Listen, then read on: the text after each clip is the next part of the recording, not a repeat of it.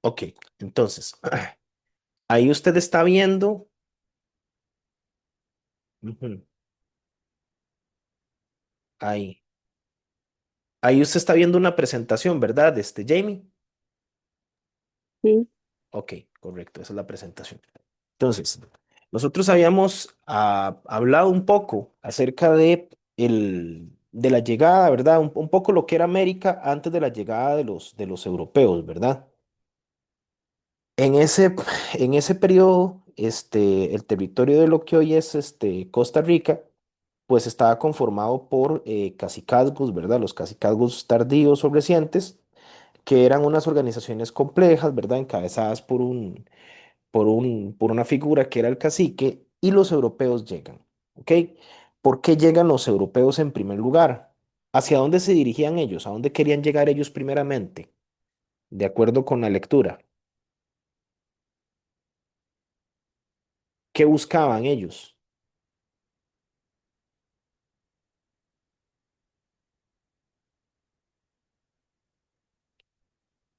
Vea que hay un concepto que se llama la ruta de la seda. ¿Esa ruta de la seda para dónde va? ¿De dónde se trae seda?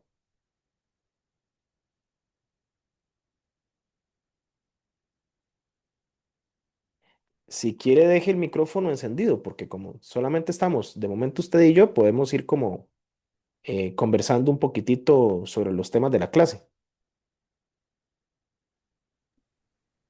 la seda, Ajá, en América, ¿no? esa ruta de la seda, ¿para dónde iba? Para Europa. Salía de Europa, pero ¿hacia dónde llegaba? En qué país se produce seda? ¿Utilizan trajes de seda? Vestidos de seda, sobre todo.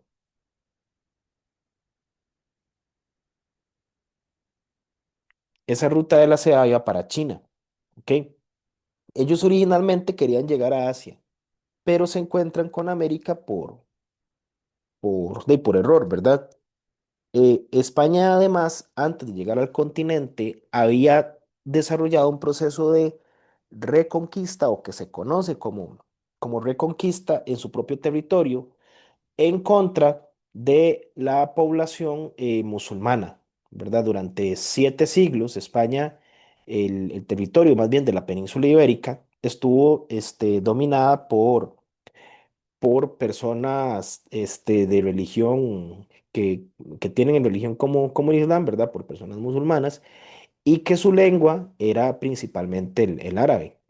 Portugal también tuvo una experiencia de expansión, pero en el caso de Portugal, en lugar de navegar hacia el oeste, como lo hizo Colón y como lo hicieron los que le sucedieron, Portugal lo que hizo fue navegar hacia el este, bordeando todo el continente africano, esclavizando a la población que iba encontrando en África y llegando finalmente a la India. ¿Ok?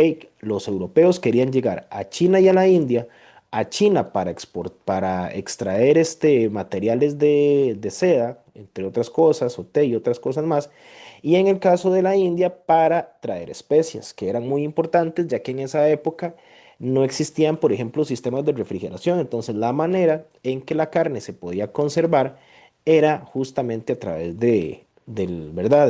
De las especias que le permitían a la carne conservarse, ya que las especias y la sal, pues le reducen la cantidad de humedad que tiene la carne, y eso evita que se produzcan tan rápido las bacterias y que la carne se deteriore. ¿Ok? Entonces, el tema era llegar hasta el continente asiático. Ahora, para llegar al continente asiático había que cruzar por un punto en el mapa que es estratégico. Ese punto en el mapa está aquí. ¿Ok? Acá. ¿Ves el mapita aquí donde dice Europa? ¿Ok? Sí, Ok. Acá, a donde yo tengo la mano, hay una ciudad que se llama Estambul. Esa ciudad, antes de la llegada de los turcos, que son una gente que viene de Asia Central y que adoptan el Islam como su religión, se llamaba Constantinopla y era una ciudad cristiana y era una ciudad muy importante. Esa ciudad durante muchos siglos fue disputada por diferentes reinos, por diferentes imperios, porque permite el paso de un mar a otro o de un continente a otro. Si nosotros lo vemos en otra escala, vamos a verlo con otro mapita.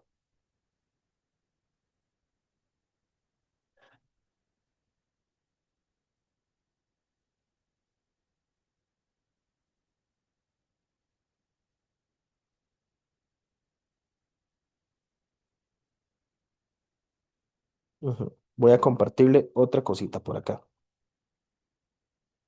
Vamos a ver un mapa.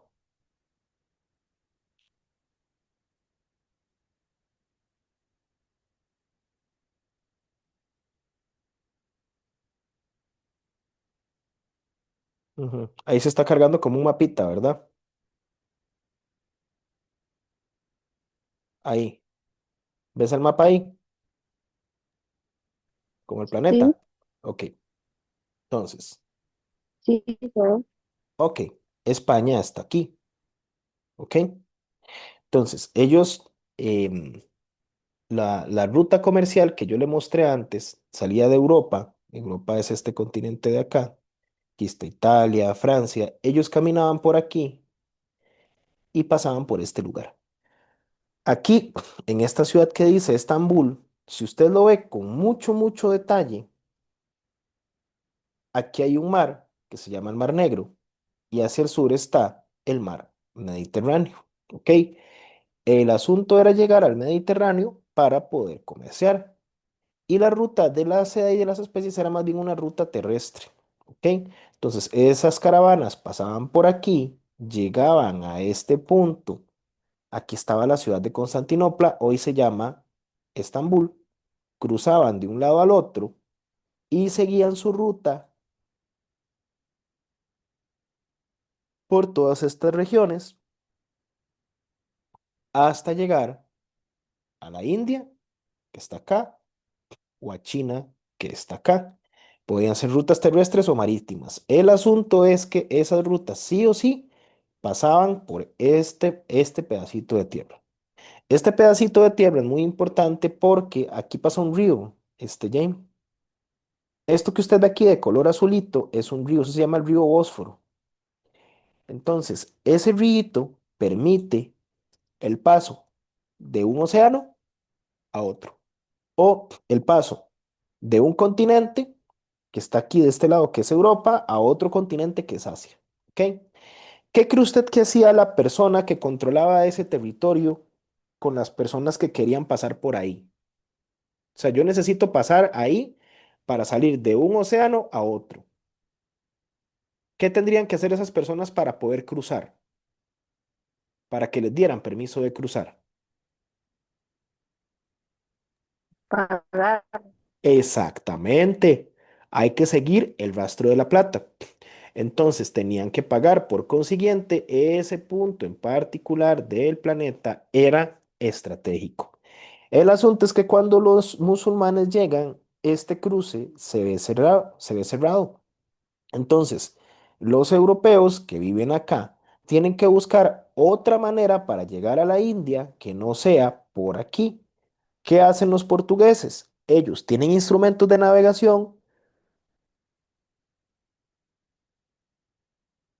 que les permiten navegar más allá de los límites del mar Mediterráneo. Durante muchos años esto fue el mundo conocido para los europeos, para los africanos y los asiáticos, ¿verdad?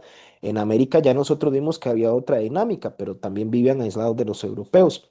Entonces, los portugueses logran ir más allá de las islas Canarias y de las Azores, que son estas islitas que están acá, y descubren el Cabo de Buena Esperanza, que está por acá,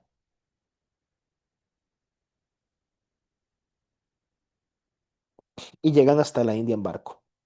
Esos son los primeros. Entonces, en esos viajes de la India, hay un explorador portugués que se llama Marco Polo que relata todas las maravillas que se ven en esa región del mundo. Y por supuesto, pues muchos otros reinos van a querer llegar hasta allá, ¿verdad? Hasta la India. En el caso de Cristóbal Colón, él lo que plantea es que para llegar a Occidente hay que viajar hacia Oriente. Y lo hace saliendo del puerto de Cádiz, aquí. Aquí se encuentra Cádiz y de aquí salen los barcos que tenían la idea de hacer una travesía para llegar hasta el continente asiático. En eso Colón tenía razón, es decir, si usted navega hacia el occidente, hacia sí, hacia el oeste, usted puede llegar al este, porque la Tierra es redonda, en algún momento se va a topar. Solo que él no tomaba en cuenta ni el tamaño del Océano Pacífico, que usted lo ve aquí, es inmenso, ni tampoco contaba con el obstáculo, ¿verdad? Que él nunca se imaginó encontrar, que es la extensión del continente americano. De hecho, Colón muere pensando que él había llegado a la India, ¿verdad? Que estaba cerca de llegar a la India, que había un estrecho de mar ahí dudoso, una franjita de agua pequeña, pero que estaba en las Indias. Y en realidad, Colón, ¿a dónde llega? Es a las Antillas. Él primero llega a las Bahamas, donde funda o le pone el nombre a una isla como San Salvador, y posteriormente llega a la isla que más adelante se llama La Española, que es Haití, República Dominicana, a Cuba, y finalmente en su cuarto viaje, él sale por acá, bordea Colombia, bordea Venezuela, que está por acá, luego Colombia, luego Panamá, luego Costa Rica y Nicaragua, y vuelve a ascender. ¿Ok? Lo que Colón conoció o lo que controló fue partecitas de las Antillas y pasó un poquitito por Centroamérica. Pero eso no fue lo que generó el control definitivo de los europeos sobre el territorio. Ok, voy a dejar de compartir acá.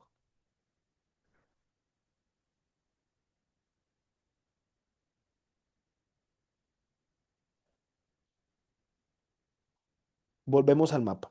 Entonces, los europeos van a buscar tierras para comerciar con China o con India, o buscar rutas más bien para poder comerciar. Entonces, vamos a explicar un toquecito lo que pasaba con España. España durante muchos años fue un reino musulmán árabe que se llamaba Al-Ándalus. Ese era el nombre que los árabes le tenían a España, ¿verdad? Esto se da así porque el Imperio Islámico se expande desde la península de Arabia, en Oriente Medio, a través de todo el norte de África y finalmente España. Si nosotros vemos el mapa de España más hacia el sur, aquí nomás está África. Entonces, España en el año 790 era esto. Todo lo que usted ve en este mapita de color verde claro, todo eso era territorio de los musulmanes en el año 790. Vea que para el año 900 el territorio se hace más pequeñito. Para el año 1150 el territorio se hace más pequeñito y para el año 1300 se hace todavía más pequeñito. Ya lo que tenemos de color verde es una fracción muy pequeña del territorio. ¿Y qué pasa con el resto? Con el resto empiezan a formarse otros territorios que se van a llamar, por ejemplo, aquí en este mapita del año 900, Asturias, Castilla, Pamplona, Aragón, Barcelona.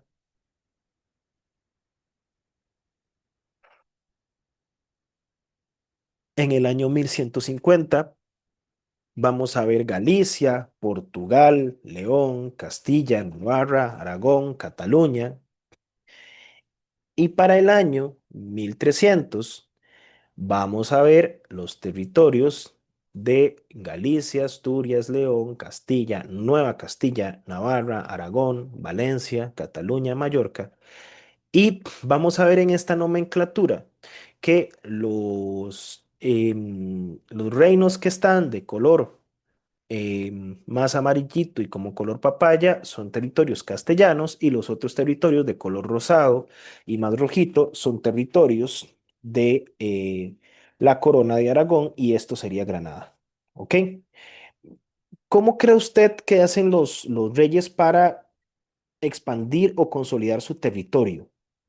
Es decir, cómo es que un reino se hace más grande o más pequeño, porque ahí estamos viendo que el reino, los reinos que estábamos mencionando ahorita se van haciendo más grandes. Por ejemplo, este reino que tenemos aquí es de Castilla, es de este tamaño y luego es más grande y este es más pequeño.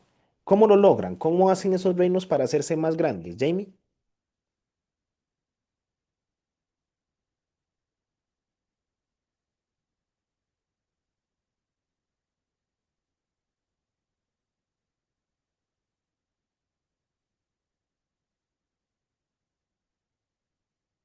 Ujú. ¿Me escuchó? Sí, sí, sí. Por banco, comercio, no. No. ¿Cómo lo hicieron en América? ¿Cómo lograron controlar el territorio americano? ¿A través de qué?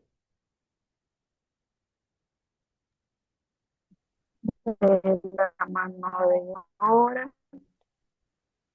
Sí, pero yo para tener mano de obra necesito primero controlarla. ¿Cómo la controlo? A través de la guerra, ¿verdad? A través de la fuerza. Entonces ellos van expulsando a los musulmanes y hay otra estrategia que tienen para unificar o aumentar territorios, que no es la guerra, que es por medio del matrimonio. Recuerde que esto era una monarquía y que en las monarquías, ¿cómo se sucede el poder en una monarquía? Es decir, si se muere un rey, ¿quién queda gobernando después de que se muere el rey?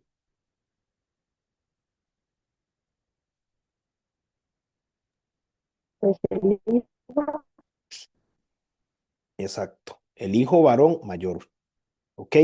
Si no hay un varoncito que nos suceda, entonces empiezan a haber problemas, ¿verdad? Eso de hecho sucedió en España en un periodo específico ahí de la historia, ¿ok?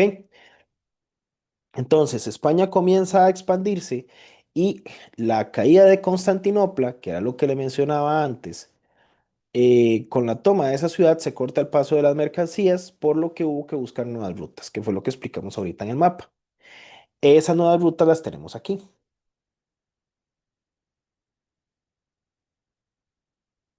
Ujú. Entonces, observa bien el mapa, ¿verdad? sí, Ok. Entonces, vamos a ver. En este mapa tenemos a Europa y particularmente dentro de Europa tenemos a Portugal y a España, ¿lo ves? Entonces, aquí está sí, Portugal de color rosado en este mapita. Es esta franjita que está aquí a la par.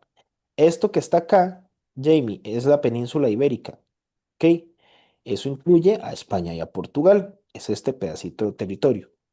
Esta península ibérica va a tener, por parte de los portugueses, la expansión por todas las costas de África, la isla de Madagascar, hasta llegar a la India. Mientras que la parte española va a expandirse primero hacia las regiones que están acá en las Islas de las Antillas en 1492, 93, 1502, 1504. Y esto que está acá son navegantes que llegaron a América muchos años antes que los españoles, casi 500 años antes que llegaron los españoles. Eran personas que venían de reinos nórdicos de Europa, de Dinamarca, de lo que es Dinamarca, Suecia, Finlandia, que son estos países que están por acá, y que hicieron asentamientos, pero esos asentamientos no fueron permanentes. Y llegaron a una isla grandota que está aquí cerca de Canadá que se llama Terranova. Ellos eran vikingos o descendientes de vikingos. El asunto es que en el caso de Colón, Colón sí desarrolla un asentamiento, pero como habíamos mencionado, principalmente en las Antillas, ¿ok? La llegada o la incursión a territorio continental va a ser algo que se da algunos años después de Colón, principalmente bajo la figura de un conquistador que se llamaba Hernán Cortés, que sale de Cuba, que ya había sido dominada por los españoles, e ingresa al territorio de México. ¿Ok? México es el primer eh, gran territorio colonial español en América, ¿verdad? En América propiamente como continente. ¿verdad? El primer gran territorio continental. Y en el imperio, en México, ellos van a tener mucha importancia porque logran dominar a una cultura que vivía ahí antes de la llegada de los españoles. ¿Cuál cultura era esa? ¿Cuál era la cultura indígena más importante de México? Mm, Los incas. Mm, No, los incas son de Perú. Sí son importantes, pero ujú. con ellos la cosa es un No, poquitito después. sí, Son los aztecas. los mayas, Los mayas también aztecas. son importantes, sí. Los mayas pasaba esto. Cuando los europeos llegaron, ya los mayas venían como en un proceso de decadencia. Pero los mayas están un poquitito más hacia acá. Acá aquí donde tengo el dedito en el mapa, eso es la península de Pero Yucatán. es igual de... Entonces, los mayas se ubican aquí en Yucatán y comienzan a bajar. Hay cultura maya en Yucatán, en Guatemala, en Honduras y un poquitito en El Salvador. En el Valle de México estaban los aztecas, ¿ok? Los aztecas eran importantes porque al ser una cultura tan grande, tenía mucha población y esa mucha población se puede convertir en mucha mano de obra, ¿verdad? Mucha cantidad de población que permite la posibilidad, lamentable de ser explotados por parte de los españoles. Ahora vamos a ver cómo fueron que se desarrollaron esos mecanismos de explotación de la mano de obra. Ahora, ¿por qué los españoles hasta esta época llegaron al continente y no antes? Porque no tenían los medios para desarrollarlos. Y los medios para poder expandirse tanto van a ser cortesía de los musulmanes. Ellos desarrollaron una disciplina matemática llamada el álgebra, que no es otra cosa que el cálculo. Entonces, a partir de esos conocimientos matemáticos, los árabes desarrollan instrumentos como la brújula, el astrolabio, la carabela, el portulano, el sextante. Y estas innovaciones permiten navegar más allá de lo que ya se conocía. Que era lo que ya se conocía aquí en las costas cercanas al continente y el mar Mediterráneo? Esos instrumentos de navegación le permiten a personas como Cristóbal Colón, como Fernando de Magallanes, como Juan Sebastián Elcano, a explorar grandes cantidades de territorios. De hecho, aquí hay una línea, Jamie, que usted la ve, que recorre todo el mundo. Ve, aquí hay una línea que sale por aquí, cruza esta región de acá. Vea qué interesante esto. Esto que está acá, a donde tengo el mapa, eso es en la zona más austral del mundo. Bueno, después de la Antártida, claramente.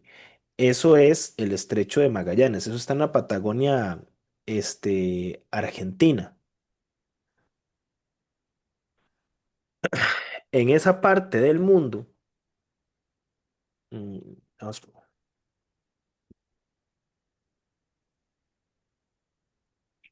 en esa parte del mundo, vamos a ver el paso de, este, de un barco desde el Océano Atlántico hasta el Océano Pacífico.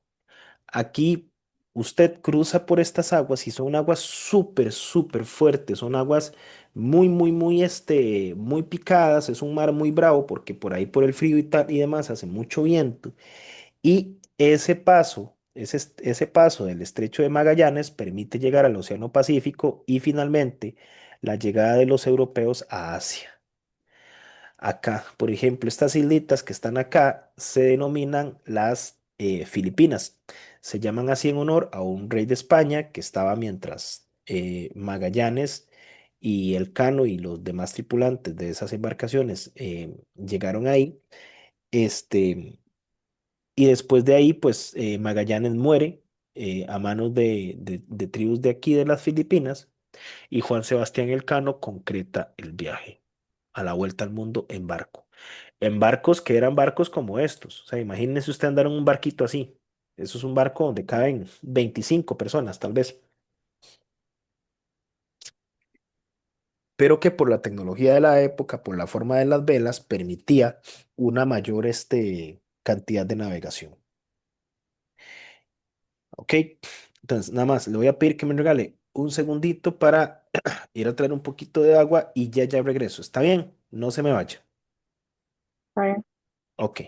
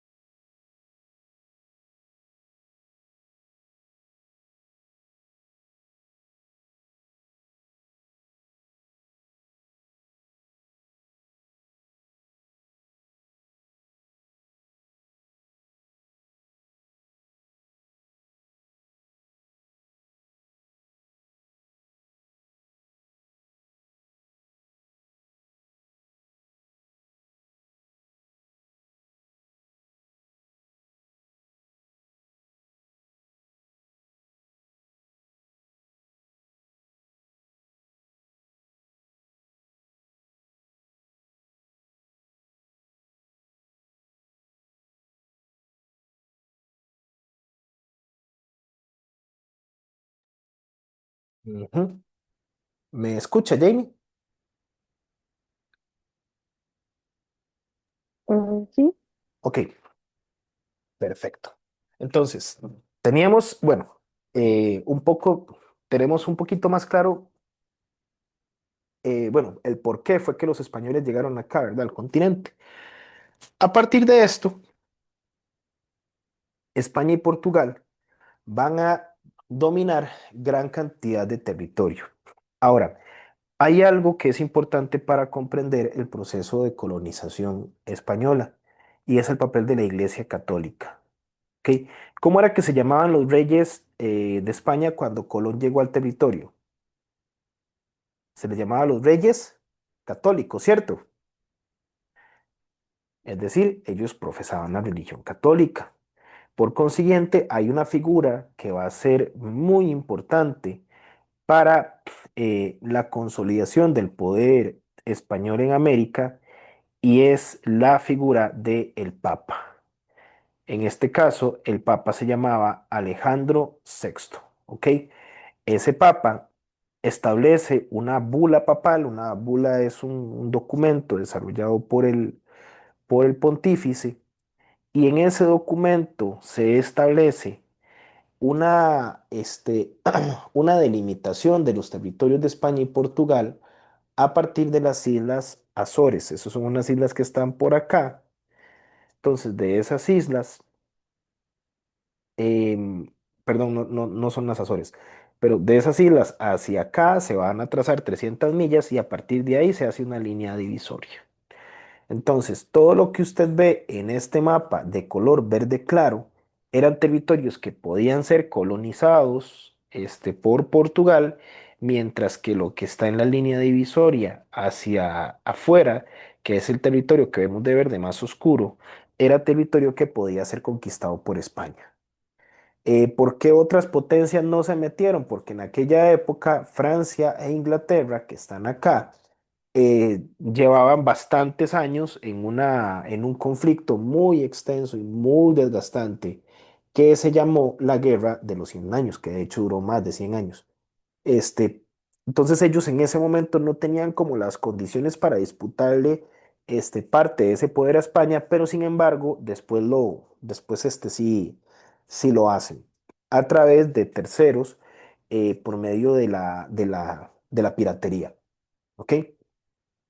Entonces, eso es importante que lo tome en cuenta, ¿verdad? Eso se llama el Tratado de Tordesillas, ¿ok? El Papa Alejandro VI les da esta concesión y además de eso, el Papa les otorga un permiso que se llama el Patronato Real.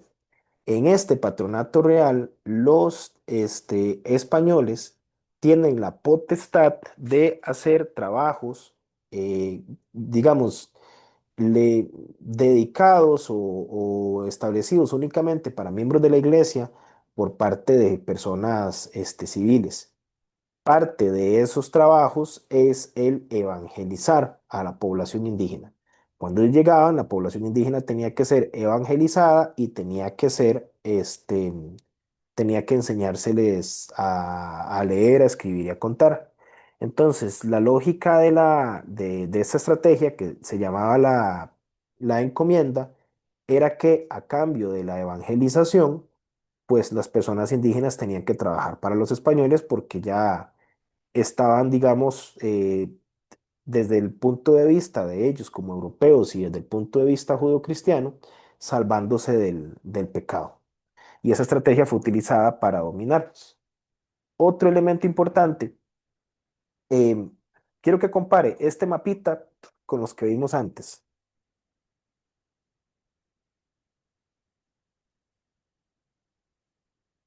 Ujú. Vea este mapa o compárelo con este otro. ¿Ok? Muchos de los territorios que nosotros vemos ahí como pequeños reinos se unifican en dos grandes coronas, la corona de Aragón y la corona de Castilla. La de Aragón está encabezada por el rey Felipe de Aragón y la de Castilla por la reina Isabel de Castilla. La otra estrategia para unificar reinos, aparte de la guerra, es el matrimonio. Entonces, estos reyes se van a casar, ellos no tienen, al casarse se unifican los reinos y una de sus hijas va a casarse con un príncipe de Austria y a partir de ahí, en España, la casa reinante va a denominarse la familia Augsburgo. Si usted escucha este apellido Augsburgo, no suena como muy español, ¿verdad? Suena más como alemán, tal vez, un apellido así. Esta familia Augsburgo viene de Austria y ellos son los que van a gobernar España durante varios siglos en todo el proceso de dominación española en América. Y España como tal se unifica como un gran imperio nacional, encabezado por esta familia y primeramente por los reyes católicos. Ahora, ¿cómo hicieron los españoles para apoderarse de tanto territorio? ¿Ok? Habíamos quedado que el Papa les había regalado el territorio en el Tratado de Tordesillas.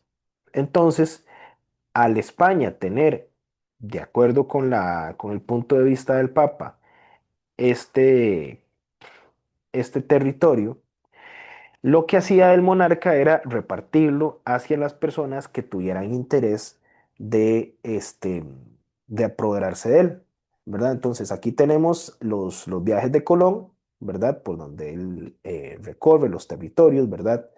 1492, 1493, 1498 y 1502, que fue el cuarto viaje donde Colón pasó por territorio del actual Limón, ¿verdad? Por el actual territorio costarricense. Una vez que Colón logra establecerse en América, en España, como le mencionaba antes, comienzan a desarrollarse expediciones hechas por particulares, por personas que no son nobles, por personas que no pertenecen ¿verdad? A las élites, pero que sin embargo tienen el interés de que se les dé un título nobiliar, ¿verdad? Entonces ellos van a hacer una expedición en nombre de la corona, pero financiadas por ellos mismos, por los particulares. Entonces, si esta persona particular tenía éxito en la llegada a América para colonizar, para controlar a la población, les pedían como requisito que fundaran un ayuntamiento y una iglesia, ¿verdad? El ayuntamiento es el puesto, digamos, del poder político terrenal, ¿verdad? Donde se pagan impuestos y tal, ¿verdad? Que vendría a ser como una municipalidad, mientras que los poderes de la iglesia tenían que ver con el desarrollo de capillas y un poco con el asunto de las encomiendas, que era esto que yo le comentaba antes, que ponían a la gente a trabajar a cambio de que recibieran la instrucción en la fe católica. Entonces, eso era una estrategia bastante importante por parte de los monarcas, de los reyes de España, porque tenían mucho territorio para repartir. Digamos que yo era de ahí una persona que está buscando ahí un título nobiliario, alguna riqueza, llegando al continente americano. Si yo tenía éxito, me daban el título nobiliario y me daban dinero y etcétera. Pero si yo no tenía éxito, de ahí simplemente iban a esperarse a que llegara otro que sí tuviera éxito, ¿verdad? Porque de ahí había un montón de gente tratando de hacer el mismo negocio. ¿Eso a qué nos lleva?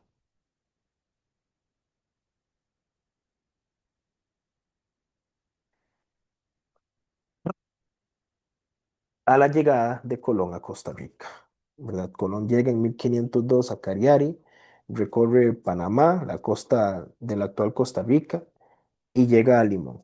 ¿Ok? En el caso de Costa Rica, el proceso de conquista es tardío, ya lo vamos a ver. Para entender la colonización, también tenemos que hablar de algunos personajes, como Américo Vespucio, quien establece, ¿verdad?, a partir de observaciones, que el territorio en el que ellos están desarrollándose no es una isla, sino un continente. Por eso el continente se llama América, muy a pesar de que eso a los españoles les molestó bastante. Y en la figura de Vasco Núñez de Balboa. Vasco Núñez de Balboa descubre, entre comillas, el Océano Pacífico o la Mar del Sur. Él cruza esto. Esta es la parte más delgada de Panamá. Esta zona se llama Veraguas. Núñez de Balboa sale de Santa María a Careta y cruza hasta San Miguel, pasa por Isla Rica, Tumaco y regresa nuevamente hacia Careta. Nosotros, de hecho, en el mapita grande que vimos antes, lo podemos apreciar. Esto que está aquí de color verde, este círculo verde, es el paso que descubre Balboa. ¿Por qué es importante? Porque a partir del descubrimiento de este paso, las personas pueden cruzar del Océano Atlántico al Océano Pacífico en busca de nuevas exploraciones. Por ejemplo, es a través del Océano Pacífico que llegan al imperio que usted mencionó al inicio. ¿Qué era cuál? ¿Cuál imperio era? Que yo había preguntado por los aztecas y usted me dijo otro. ¿Cuál otro era? Maya, El otro, Inca. el Inca, exactamente.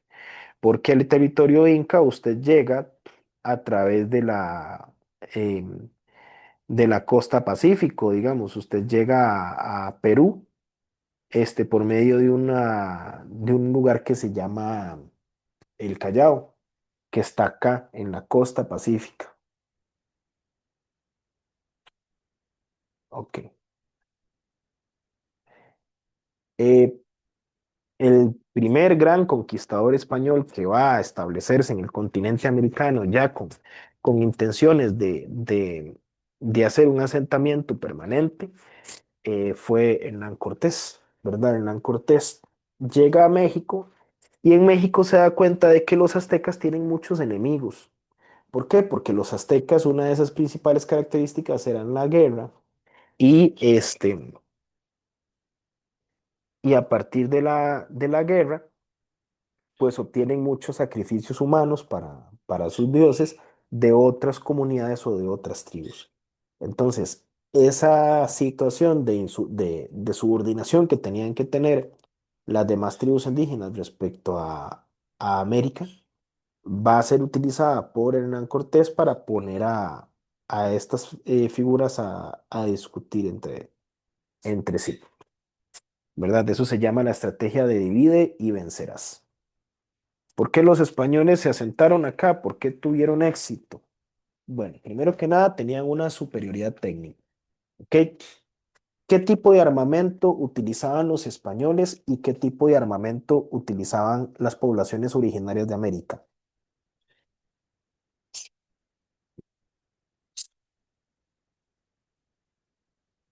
¿Con qué tipo de armas contaban los españoles, Jane? con, ¿Con qué? como con rifles, Ajá. ¿Qué utilizan los rifles para funcionar? va Ajá, ¿y las balas con qué se detonan? plomo, No, las balas son de plomo, pero ¿con qué se detona? ¿Qué hace que se produzca la explosión?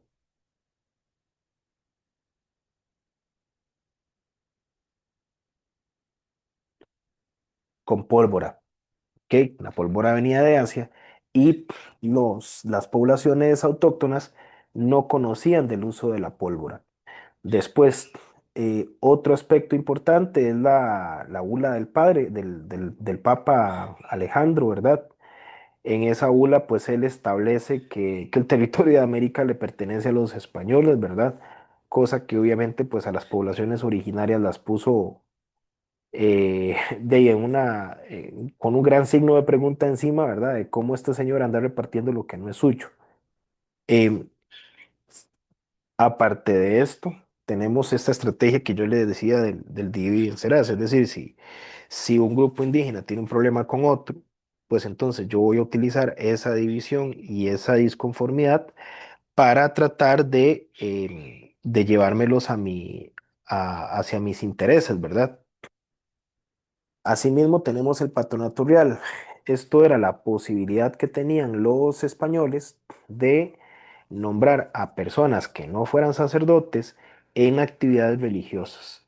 Por ejemplo, para la encomienda, yo tenía que enseñarle al indígena a leer, a escribir y a contar, y además yo le tenía que enseñar acerca de la religión, ¿verdad? Y a cambio de esto, pues la persona trabajaba para mí. Luego tenemos el concepto de guerra justa. Esto era algo que planteaban los españoles a propósito de las bulas del Papa Alejandro.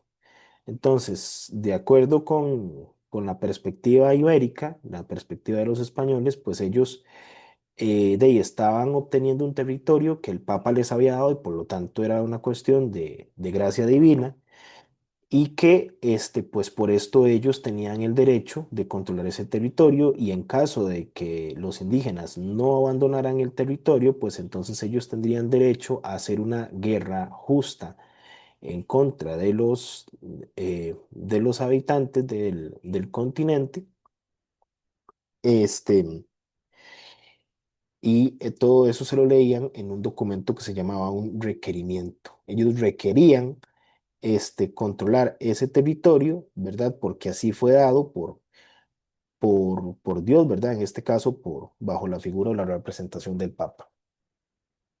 Ok, y esto nos lleva a Costa Rica. En el caso de Costa Rica, el proceso de conquista fue pues bastante tardío, porque Costa Rica está lejos del principal centro de poder español en América, ¿verdad? El principal centro de poder español en América era México.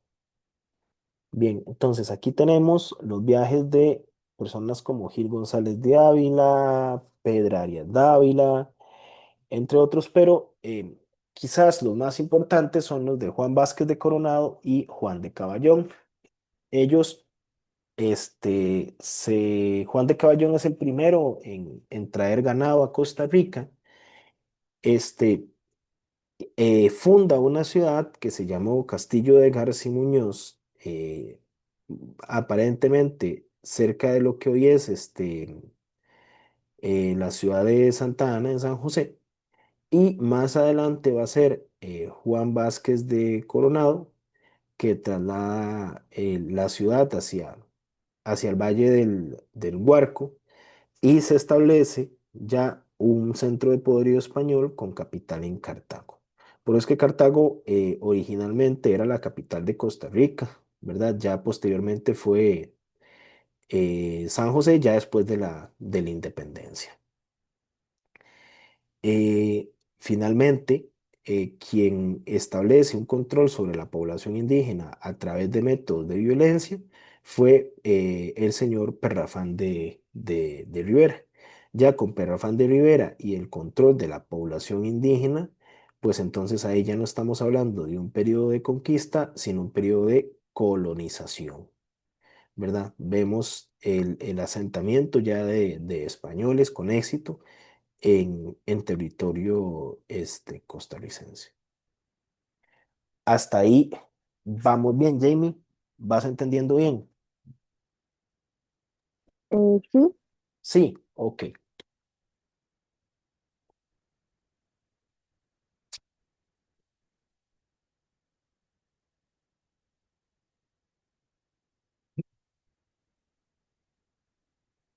Ahora vamos a ver un poco cómo fue la organización política, ¿ok? Una vez que ellos logran asentarse, comienzan a establecer instituciones. La principal institución en España es la Casa de Contratación de Sevilla, ¿ok? Esa casa de contratación funcionaba como una aduana, ¿ok? ¿Qué es lo que hace usted en una aduana?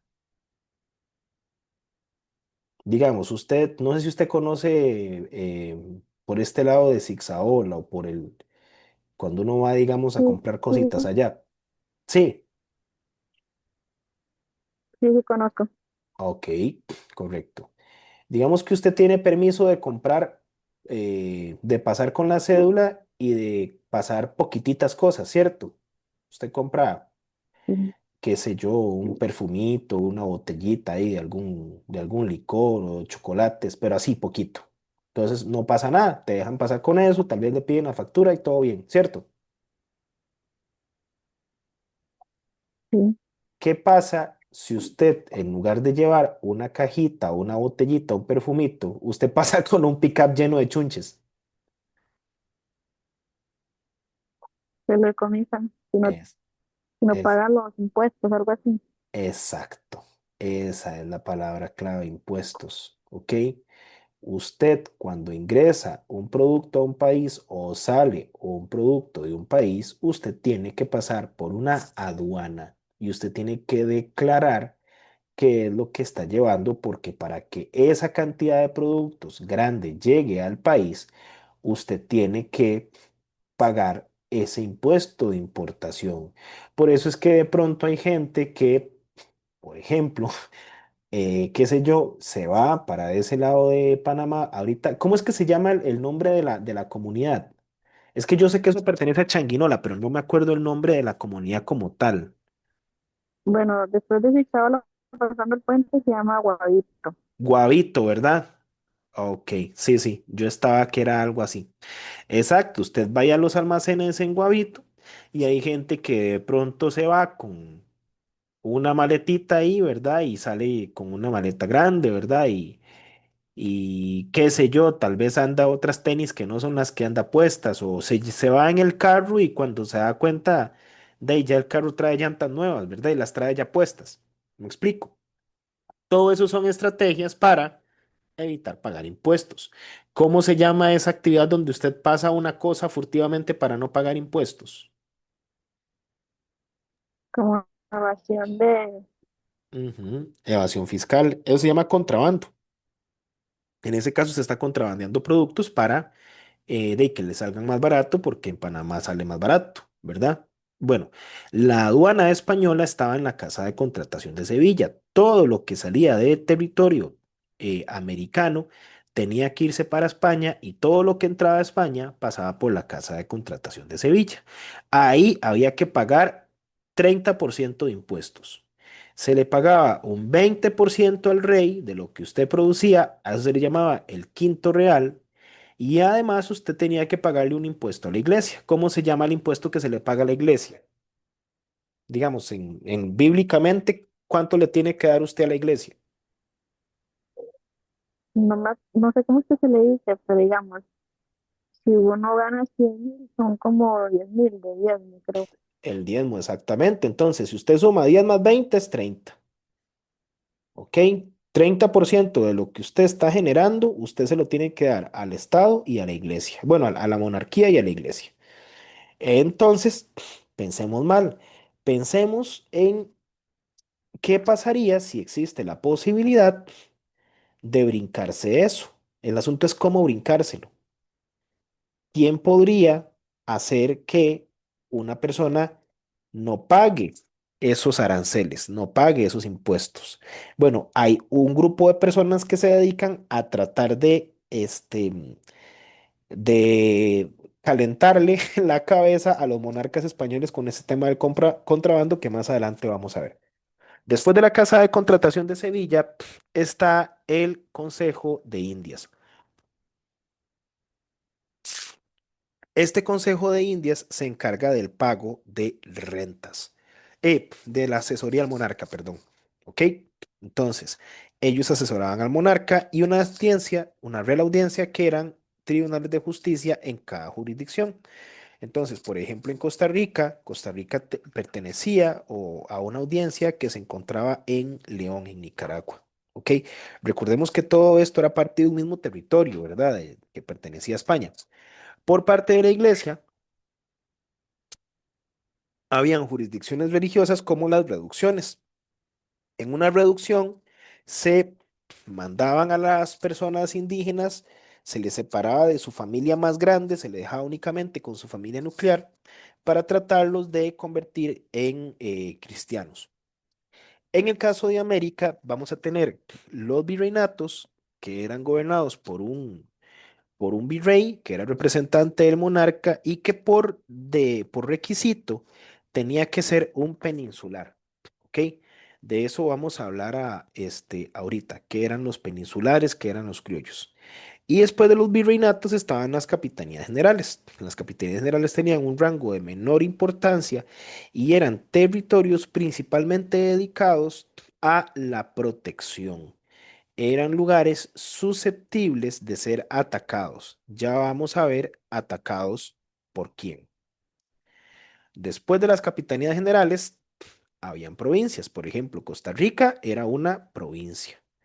Era una provincia que pertenecía a la Capitanía General de Guatemala. Después habían cabildos, que eran gobiernos locales, municipalidades, corregimientos, que eran poblaciones secundarias ocupadas por indígenas, y las intendencias, que se encargaban de la reducción de impuestos y el control militar. Em, en este proceso de conquista, pues hay un uso importante de la violencia, por ejemplo, el trabajo por medio de la encomienda, en el caso de la población indígena, o de la esclavitud por parte de la población afrodescendiente. ¿Por qué? Porque las duras condiciones a las que se tuvieron que enfrentar las poblaciones indígenas, así como las enfermedades que tenían los españoles, contra las cuales la población indígena no tenía defensas, llevó a que un altísimo porcentaje de población falleciera. Entonces, para eso, trajeron mano de obra esclava proveniente de África. En el caso de Costa Rica, un proceso de resistencia muy importante se dio en 1710, el 4 de julio, bajo la figura de Pablo Presbere, que aquí lo vemos representado en una imagen. Esto está en un museo en Cartago.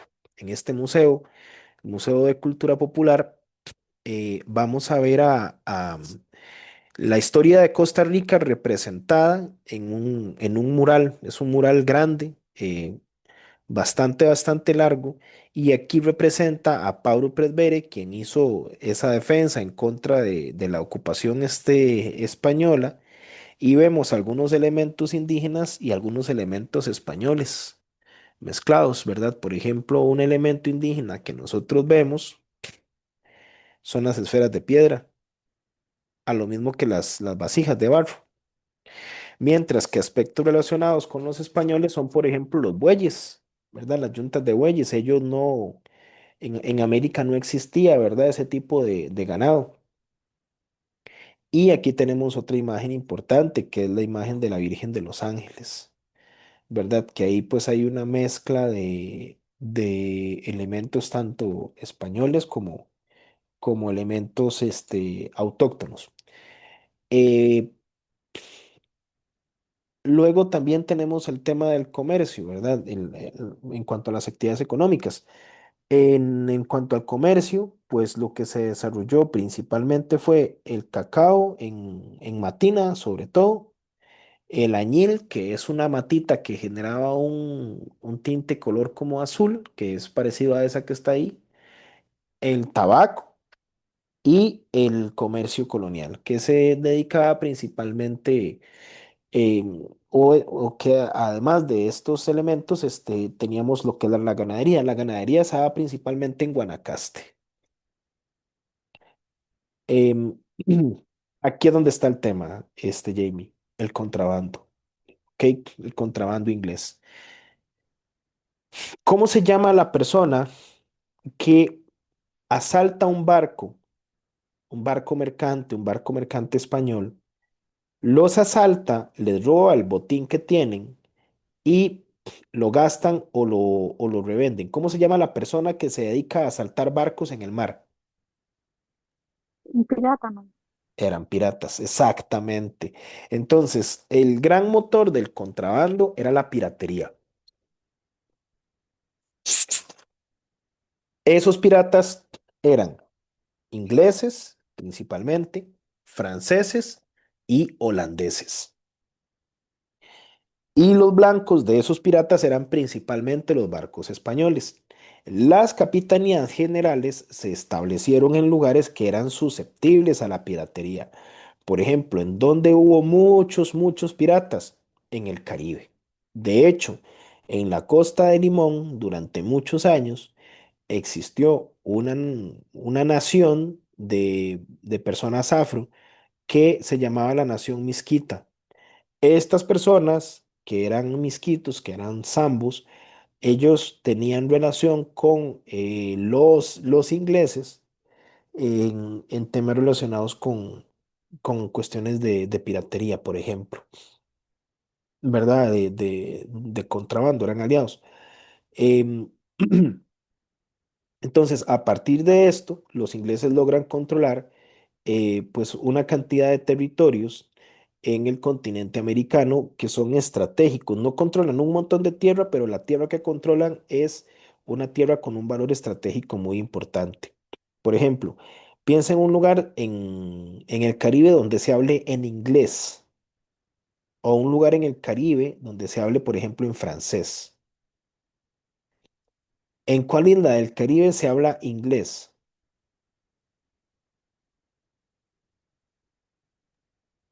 Fue Limón, ¿no? ¿En dónde? En una isla en el Caribe. Ajá. Mm, Hay una que es muy famosa por un artista, bueno, por varios artistas, pero el artista más emblemático de esa isla se llama Bob Marley. No sé si lo conoce. Jamaica. Jamaica, correcto. Jamaica era una isla española que pasó a manos de los ingleses. De hecho, creo que en el mapita que vimos antes se puede ver. Vea, este es un mapa de España en el año 1590. ¿Ok? Entonces, vea que en el año 1590 lo que está de color como papaya dice que está bajo control o influencia inglesa. Vea toda la costa de Nicaragua. Ellos eran misquitos. Aquí esta gente va a llegar también a Talamanca. Y Esto que está en la Diosa de Guatemala, aquí hay un país que se llama Belice, ahí también hablan inglés. Luego tenemos bajo control francés todas estas Antillas que están acá, estas pequeñitas. Todo esto habla francés, ahí está Dominica, Santo Tomé y Príncipe, creo que por aquí está Barbados también. Y bajo control neerlandés, lo que está de color como verdecito, ¿verdad? Aquí hay un país que se llama la Guyana, está Surinam, la Guyana francesa y la Guyana holandesa, que está acá, en esta región. Ok, todo lo demás es español. Vaya, vea el mapa aquí. Años más tarde, en el año de 1780, ya aquí tenemos esta isla totalmente de color azul. Y Jamaica es esta que está acá. Ve que aquí dice Santiago. Hacia abajito se ve una isla. Esa islita es Jamaica.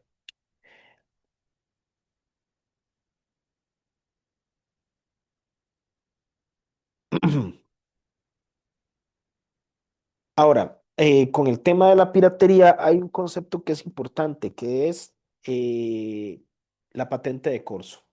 Los piratas actuaban por cuenta propia, es decir, ellos, al igual que los exploradores españoles, pues de ahí se armaban allá como podían y trataban de ver qué, ¿verdad? Qué negocio hacían, qué beneficios sacaban, etcétera.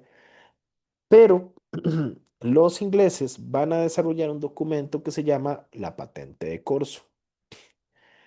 En una patente de corso, usted se le da el permiso de seguir actuando como un pirata, pero bajo la protección de la monarquía. Esa monarquía, esa protección, además puede incluir pues insumos para desarrollar actividades económicas. Entonces, en la patente de corso, yo tengo luz verde para hacer todo lo que yo quiera, ¿verdad? Las barbaridades que se le ocurran, o las barbaridades que hacía un pirata como tal, pero con el condicionante de que yo también tenía que ayudar a la corona española. Luego, está agregándose una compañera. Vamos a ver si se conecta bien.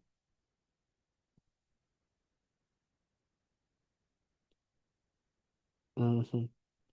Buenas tardes, Erika, ¿nos escucha?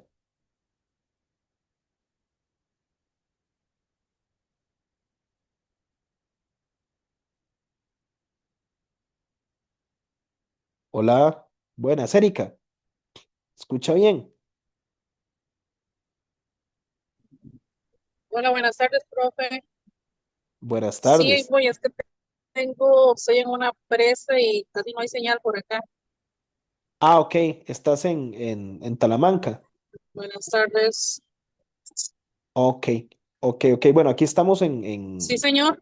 Ok, ok, aquí estamos explicando un poquito algunos aspectos del capítulo uno y vamos a ver si nos da chance de abordar algunos del capítulo 2.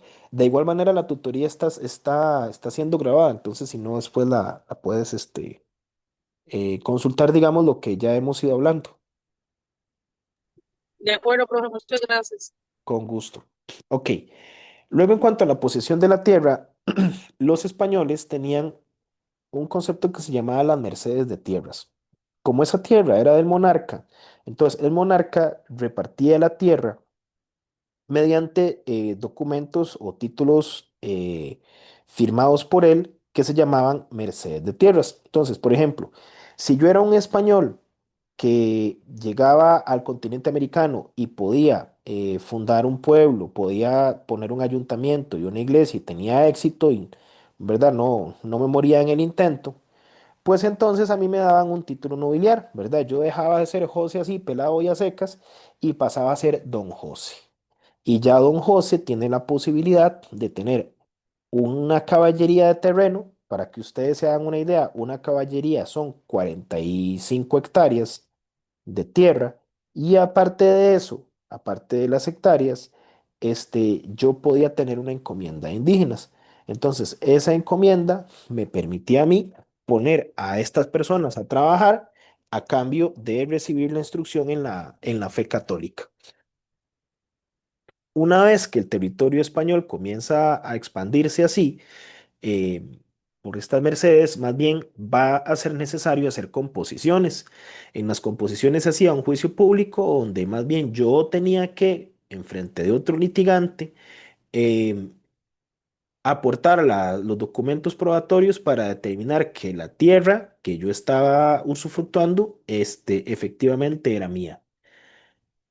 Después vamos a tener lo que son los ejidos y las pueblas de los pardos. Un ejido era una tierra comunal, usualmente a las afueras de los centros de población, donde se hacían actividades agrícolas o ganaderas para todo el común. Por ejemplo, en los ejidos podían estar el ganado. Entonces ahí podían tener espacio para que el ganado pastara o para que tomara agua con bebederos. Mientras que las pueblos de los pardos eran lugares más alejados del centro de población, donde convivía población indígena con población afro. ¿Ok? Por ejemplo, aquí en Cartago hay un lugar que se llama La Puebla. Esa Puebla es donde está la Basílica de los Ángeles. La basílica como tal no está en el centro de Cartago, sino que está más o menos 1 kilómetro más hacia el este, carretera hacia Paraíso. Y ahí fue donde se dio el hallazgo de la Virgen de Guadalupe, de la Virgen de los Ángeles, perdón. Em, y por eso, pues, esta imagen de la Virgen tiene como un color un poquito más moreno, ¿verdad? Después tenemos, en cuanto al tema de la producción, ¿verdad? Se producía para el consumo interno en el siglo XVII. En el siglo XVIII se establece una factoría de tabaco que le da el monopolio al país de la producción de esta planta. Comienza a migrar mucha gente proveniente de Alajuela y de Heredia que fueron despojados de sus tierras, mientras que en Guanacaste se daba una situación de mayor concentración de la tierra por parte de la hacienda ganadera. Después tenemos el mecanismo de castas, el sistema de castas. Nada más les pido que me regalen un minutito, voy rapidísimo al baño y ya continuamos. Permítame en un momento.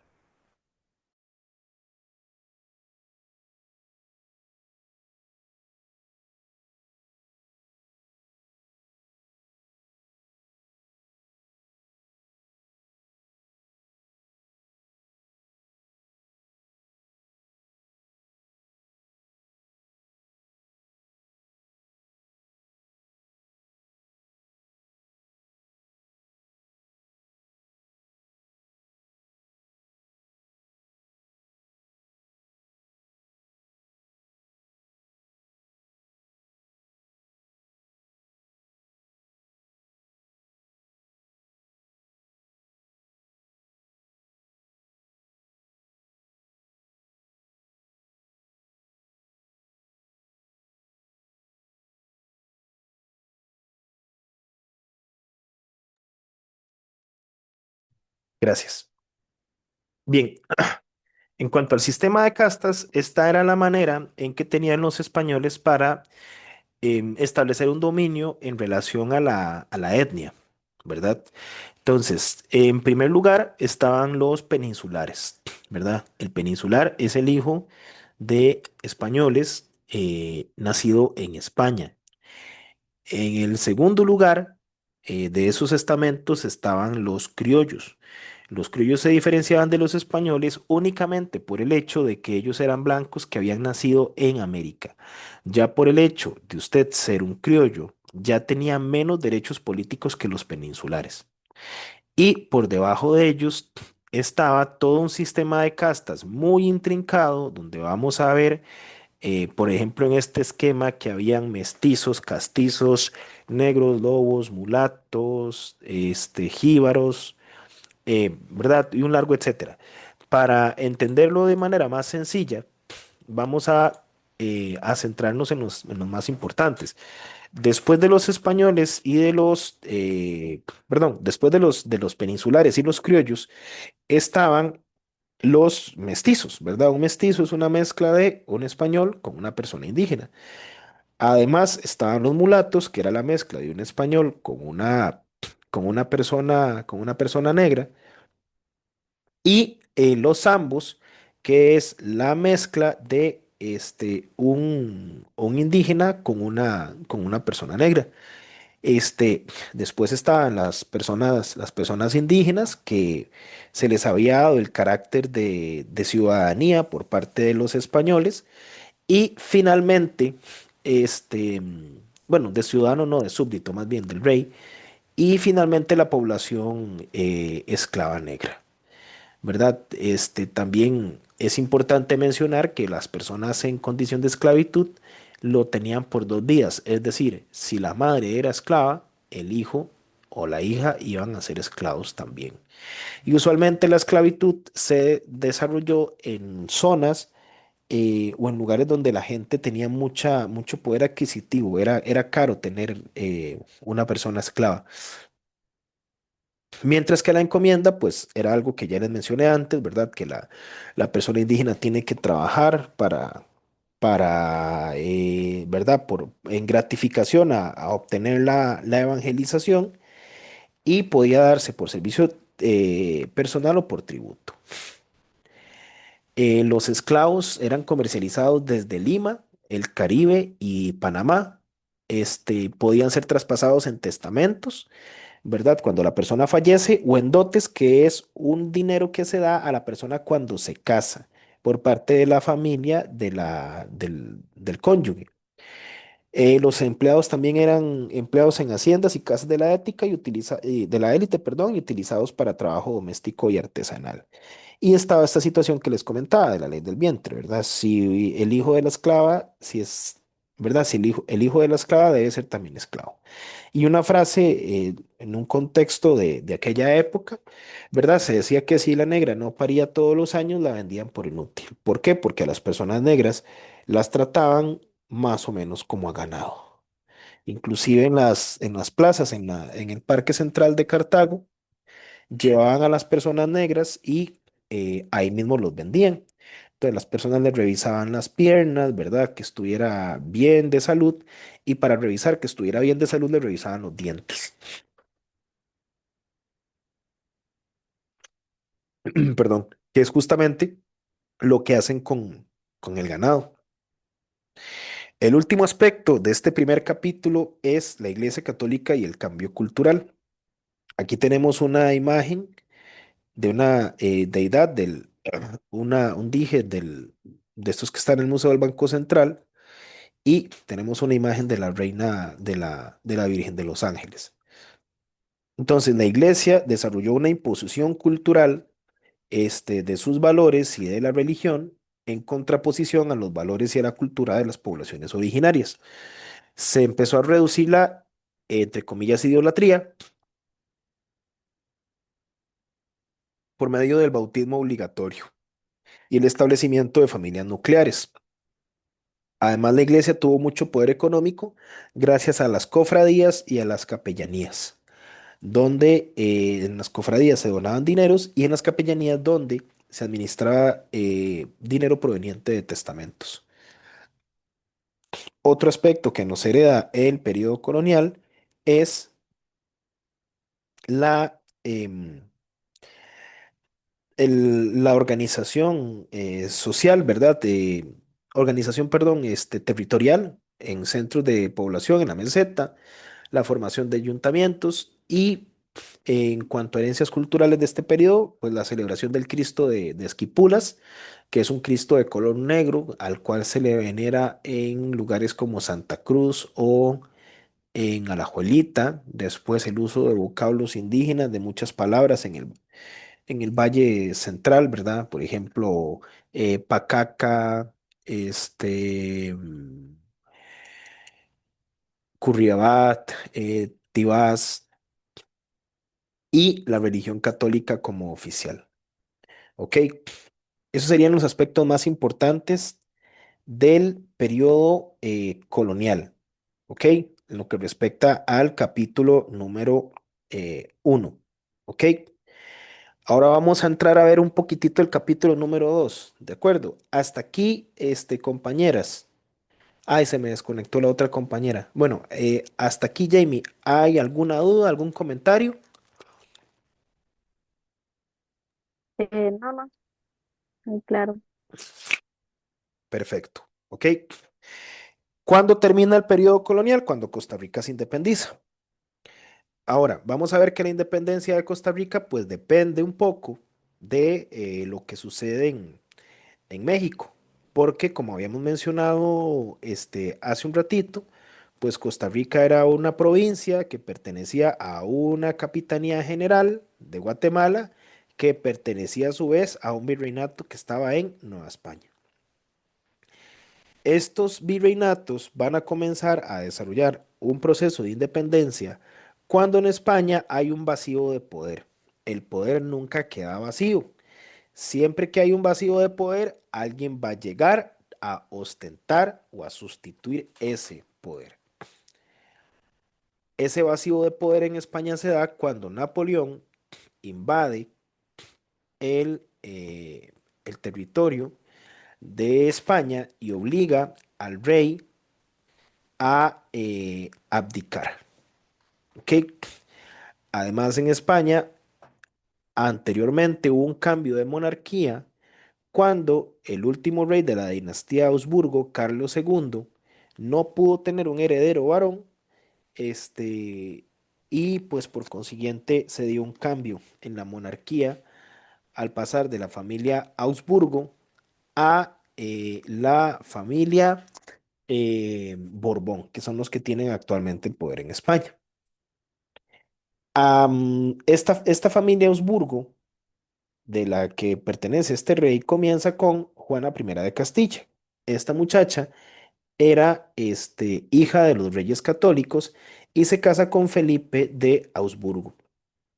Ellos, para que usted entienda un poco la dimensión de cómo eran estas cuestiones de los matrimonios arreglados, ellos ni siquiera hablaban el mismo idioma, pero eso no importaba. Lo que importaba era que se casaran y que tuvieran un heredero varón. Este o algunos de sus herederos, ¿verdad? Sus sucesores, dentro de esos está el rey Felipe II. Felipe II es el que expande el imperio español por mayor cantidad de territorios, llevando a que la corona española pues tenga dominios en Asia, tenga dominios en África, en Europa y en América. Bien, una vez que Napoleón invade España, obliga al rey Fernando VII a abdicar. Abdicar es que yo dejo de gobernar. Y en el momento en que él abdica, asume el poder en España el hermano del emperador Napoleón Bonaparte, y nadie en España y en América está de acuerdo con esa decisión y no quieren que él gobierne. Entonces se reúnen en Cádiz representantes de los territorios de América de los territorios de América y de Europa para tratar de buscar un arreglo, ¿verdad? Generar una nueva constitución política. Pero lo que sí tenían seguro era que ellos no querían ser gobernados por el hermano de Napoleón, ¿verdad? Que para trascuernos paros era francés. Y se crea la Constitución de Cádiz. El problema con esa constitución es que dura muy poquitito, porque el rey retorna a España en 1814, pero en este cabito de tiempo que va del año de 1808 hacia 1812 o hacia 1814, es que en América comienzan a desarrollarse los procesos de independencia. Vamos a ver. Ok, México se independiza y una vez que México es independiente, este va a mandar la noticia a Guatemala y les pregunta, ¿ustedes qué piensan hacer? ¿Se unen a nosotros o van cada quien por su lado? Cuéntenme qué van a hacer. Entonces, Guatemala firma el acta de independencia el 15 de septiembre de 1821. Este, y pues es llevada por el territorio centroamericano. A Costa Rica llegan dos, un acta de Guatemala y un acta de León, que era una ciudad de Nicaragua. Em, Esa acta, el acta de León, también se conoce como el acta de los nublados, porque lo que hace es prevenir a Costa Rica de que no se tome cualquier decisión hasta que no se aclaren los nublados del día. El acta finalmente se firma el 29 de octubre y por medio de esta acta se elige como forma de gobierno a una junta de delegados de los pueblos, es decir, eso es un gobierno colegiado, no es un gobierno individual.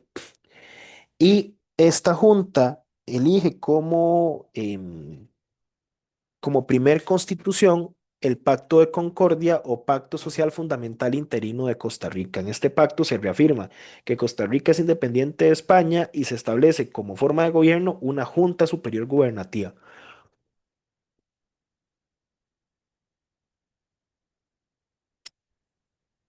Eso quiere decir que Costa Rica no tuvo, en primer lugar, un jefe de Estado, sino que eran gobiernos de tipo colegiado, ¿verdad? Tomemos en cuenta, Jamie, que la noticia de la independencia llegó como de sorpresa, fue algo muy, muy inesperado.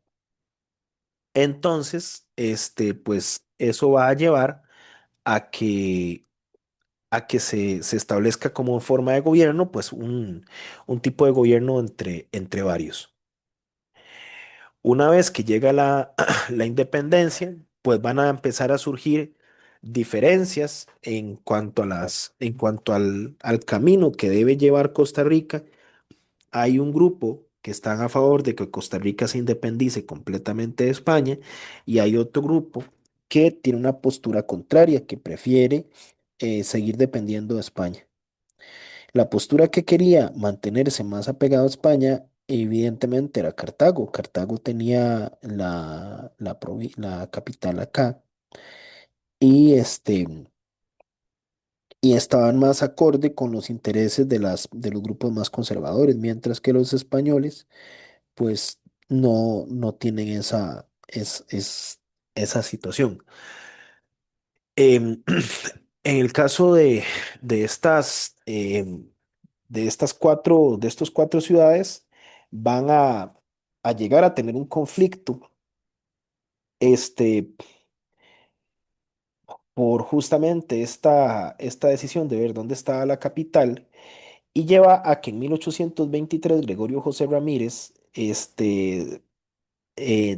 defienda el, el- el bando josefino, ¿verdad?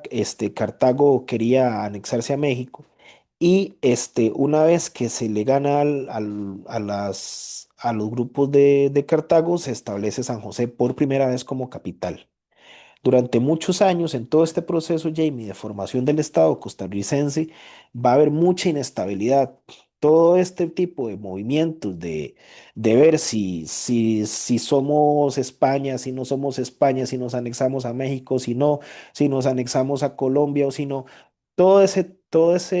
esa inestabilidad política va a caracterizar los primeros años de vida independiente. ¿Por qué? Porque no, no había una experiencia previa, ¿verdad? Para establecerse como forma de gobierno. Entonces, eso va a ser una característica muy importante de este periodo, la inestabilidad política. Otro aspecto es que se empieza a delimitar el territorio. Entonces, una característica de esta delimitación del territorio va a ser em, la anexión del partido de Nicoya a Costa Rica, ¿verdad? Abarcaba territorios de Liberia, que en aquella época se llamaba Guanacaste, Santa Cruz y Nicoya, toda esta zona de acá.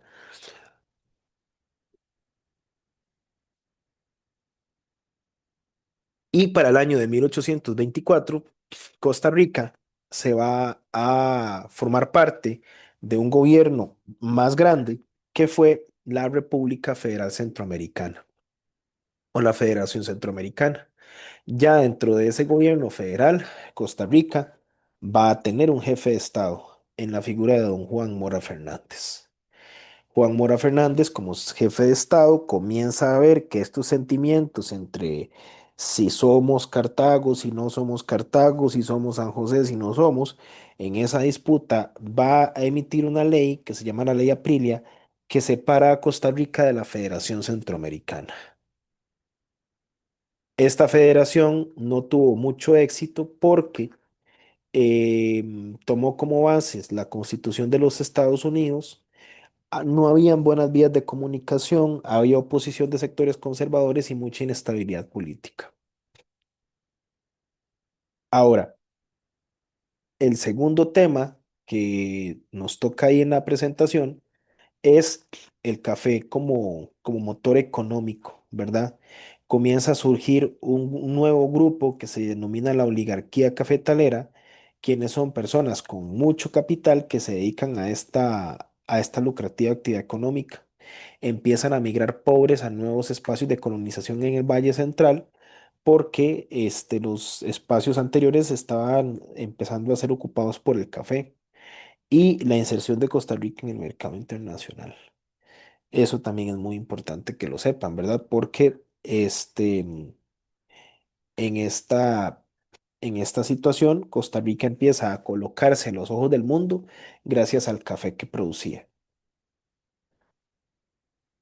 De esta época es también este hombre, don Braulio Carrillo Colina. Don Braulio llega al poder en 1935 y tiene que enfrentar a la Guerra de la Liga, que era un conflicto entre Alajuela, Cartago y Heredia en contra de la Liga para tratar em, perdón, en contra de Cartago, disculpe, en contra de Cartago porque Cartago quería establecerse como la capital. Entonces, en este conflicto, Cartago más bien se enfrenta con San José, este, y en 1838 sufre un golpe militar. Se separa de la Federación Centroamericana, crea la Ley de Bases y Garantías, con la que se convierte en jefe de Estado plenipotenciario y vitalicio, es decir, en un dictador. Pero si hay algo que tiene importante, Braulio Carrillo, es la creación de códigos legales. A él se le conoce como el arquitecto del Estado. Y también pone a la gente a trabajar, crea leyes en contra de la vagancia y los juegos. Sin embargo, su proyecto político se ve truncado cuando sufre un golpe de Estado por parte de Braulio Carrillo, por parte de Francisco Morazán Quesada, quien se alía con un funcionario del gobierno de Carrillo, un señor de apellido Villaseñor, y derroca a Carrillo. Sin embargo, a él aquí lo derrocan y lo fusilan un 15 de septiembre de, em, de 1842. Con la salida de Morazán, vamos a ver un proceso de transición donde vamos a ver una nueva etapa en el desarrollo de Costa Rica que se conoce como el modelo o el periodo oligárquico. Este periodo oligárquico va a tener una figura muy importante en la figura de Carrillo y en este señor de acá, don Juan Rafael Mora Porras, Juanito Mora. Juanito Mora, y con él vamos a ir cerrando. Es el último jefe de Estado y el primer presidente de la República de Costa Rica. Lamentablemente, bueno, no sé si lamentablemente, pero él solamente gobierna 2 años. ¿Cómo es que un presidente gobierna solamente 2 años, Jamie? ¿Cuánto gobierna normalmente un presidente? 4 años. Ok, entonces si gobernó solo 2 años, ¿qué fue lo que pasó? Vio- Ah,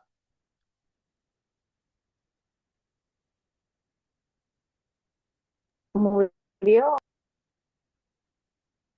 no, no se murió. Le dieron un golpe de estado. Lo obligaron a irse.